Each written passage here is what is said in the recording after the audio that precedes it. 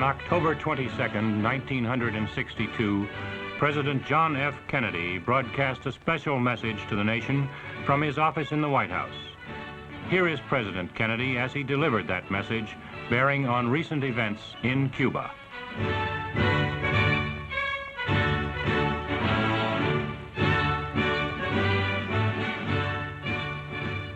Good evening, my fellow citizens. This government, as promised, has maintained the closest surveillance of the Soviet military buildup on the island of Cuba. Within the past week, unmistakable evidence has established the fact that a series of offensive missile sites is now in preparation on that imprisoned island.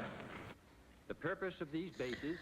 In 1962, on the island of Cuba, the Soviet Union was building missile silos that could launch nuclear weapons at America to counter the construction of missile silos in Europe that could launch missiles at the Soviet Union. This sparked fear that the Soviets would actually launch the missiles, and the country was put on high alert. This 13-day ordeal later became known as the Cuban Missile Crisis. The two main powers behind the Cuban Missile Crisis were the Soviet Union and the United States. The Soviet Union was a communist regime that was ruling over Russia and, at this point in time, was bitter enemies with the United States, which was a capitalist government.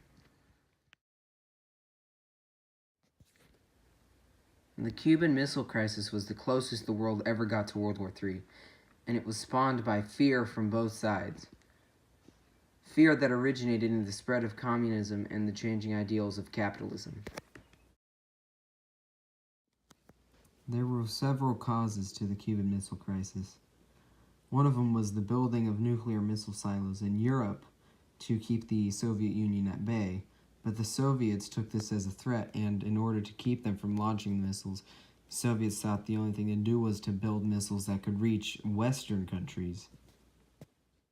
Characteristic of these new missile sites indicate two distinct types of installations.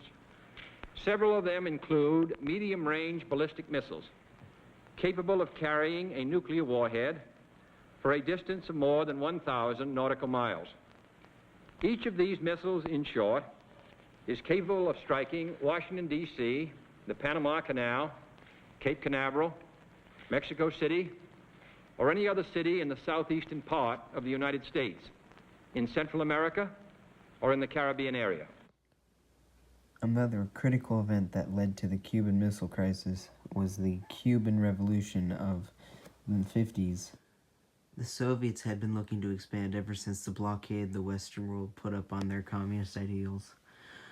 When Cuba was undergoing a revolution, the Soviets allied themselves with the revolutionists, and later when they won, they created a communist country out of Cuba and used that as an opportunity to spread out beyond the Soviet Union. There were three very important people that were involved in the Cuban Missile Crisis. One of them was Fidel Castro, the president of Communist Cuba. The second was President John F. Kennedy of the United States of America. And the third was Nikita Khrushchev, who was the leader of the Soviet Union during the Cuban Missile Crisis. The events that took place during those 13 days in October of 1962 would have the world balancing on the edge of nuclear war.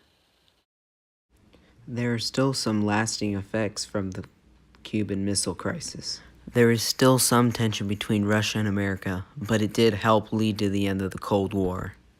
After the Cuban Missile Crisis, both sides realized how close they were to nuclear war and decided it would be better to open a dialogue and negotiate instead of fighting.